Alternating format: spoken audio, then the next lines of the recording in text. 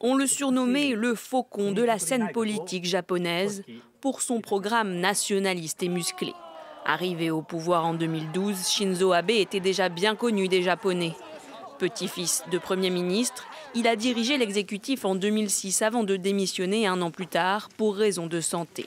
À son retour aux affaires, le chef du Parti libéral-démocrate s'attelle à relancer l'économie japonaise atone via les fameuses Abenomics. Relance budgétaire, réformes structurelles et rachat de dettes qui permettent au pays de retrouver le chemin de la croissance. Autre pilier de la politique de Shinzo Abe, le nationalisme. Sur l'héritage de la Seconde Guerre mondiale et face aux conflits territoriaux avec les pays voisins, le dirigeant assume et remet en cause le pacifisme inscrit dans la Constitution. Nous protégerons de nos propres mains les belles eaux qui entourent les îles de Sengaku.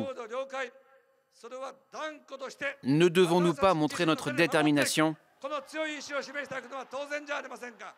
Pendant son mandat, Shinzo Abe a connu les scandales financiers et vécu l'accident nucléaire de Fukushima.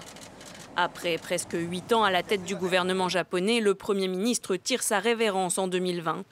Critiqué sur la gestion de la crise du Covid, affaibli par la pire chute du PIB de l'histoire du Japon la même année, il évoque des problèmes de santé. Ma santé n'est pas parfaite. Je ne peux pas laisser ces conditions compromettre mes décisions politiques ou mes résultats.